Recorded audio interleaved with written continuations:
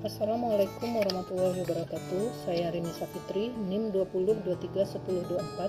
Saya akan mempresentasikan artikel kelima seminar akuntansi yang berjudul Role of Fiscal and Monetary Policy for Economic Recovery in China, atau peran kebijakan fiskal dan moneter untuk pemulihan ekonomi di Cina. Satu, yaitu pembahasan teori. Setelah pandemi, otoritas fiskal dan moneter Tiongkok menerapkan langkah-langkah restrukturisasi ekonomi makro untuk memerangi pandemi dengan menggunakan model perbedaan dalam perbedaan berdasarkan data yang dikumpulkan selama fase COVID-19. Ini berusaha untuk menentukan pemulihan ekonomi di Tiongkok, menggunakan sarana pandemi untuk pertumbuhan ekonomi dan konsumsi energi di negara lain. Pemerintah menggunakan kebijakan fiskal untuk mengubah tingkat pengeluaran dan pemungutan pajak mereka, seringkali dengan cara counter-cyclical untuk mempengaruhi ekonomi yang lebih luas, dengan menaikkan pengeluaran negara, menurunkan pendapatan pajak, atau campuran keduanya. Pemerintah dapat memanfaatkan pengeluaran stimulus untuk meningkatkan aktivitas ekonomi. Yang kedua, yaitu studi kasus. Penelitian ini memajukan pengetahuan tentang fungsi pengeluaran fiskal. Pengeluaran pemerintah merupakan faktor signifikan yang mempengaruhi fungsi pasar, meskipun penelitian belum secara konsisten mengidentifikasi dampaknya.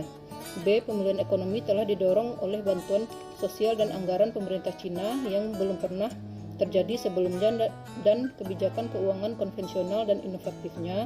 Langkah-langkah fiskal mengurangi efek langsung pada perekonomian. C. Studi ini menawarkan data baru untuk memahami hubungan antara pengeluaran pemerintah dan ekspansi ekonomi. D. Penelitian ini menawarkan rekomendasi kebijakan untuk berbagai kota di Cina untuk memastikan pembangunan berkelanjutan. 3. Yaitu objek penelitian. Asumsi analitis yang mendasari model empiris diambil dari penelitian tentang ekonomi dan politik, yang berpendapat bahwa sekarang dalam demokrasi, stimulus pajak, disparitas, dan pembangunan semuanya terpengaruh secara kolektif. Model pembangunan dan kontras politik dan ekonomi ini menekankan pentingnya kebijakan fiskal dalam memahami evaluasi kedua variabel ini makro. Asumsi mendasar dari teknik ini telah dilonggarkan oleh model yang lebih baru dalam penelitian ekonomi politik karya sastra baru ini dan membahas bagaimana negara-negara dengan pilihan, inovasi, dan struktur politik demokrasi perwakilan yang serupa masih dapat membuat keputusan yang sama yang sangat berbeda mengenai kebijakan fiskal. Yang keempat, yaitu teknik analisis data.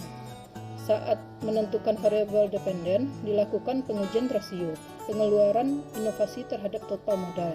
Jika program pengurangan pajak sedang dilaksanakan, maka variabel dummy sama dengan 1. Jika tidak, itu sama dengan 0. Sampel dibagi menjadi kelompok perlakuan dan kontrol sesuai dengan nilai variabel dummy ini, yang diberi nilai 1 jika perusahaan mengkonsumsi energi rendah dan 0 jika tidak. Ini adalah penentu utama dampak DID pada pilihan inovasi dari strategi pengurangan pajak insentif. Yang kelima atau yang terakhir, yaitu hasil penelitian.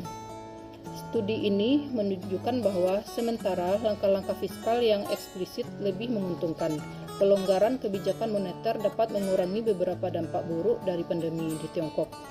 Namun, opini publik tidak selalu konsisten. Tidak mungkin menyediakan dana pemerintah untuk penelitian ilmiah dan pendidikan tinggi. Masalah memburuknya modal publik dan persyaratan anggaran pemeliharaan diabaikan. Dampak pengeluaran publik dan kualitas lingkungan pada fungsi utilitas rumah tangga tertentu tidak dipertimbangkan.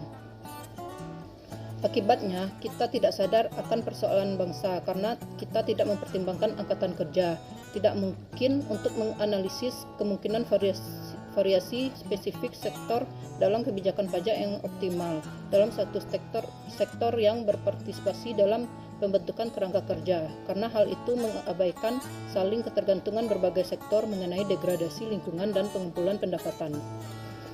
Indeks ketergantungan energi konsisten dengan implementasi awal dan intervensi kebijakan, penerapan mekanisme regulasi selanjutnya, dan mendukung skema regulasi sementara cukup tidak menguntungkan untuk penerapan awal insentif ekonomi.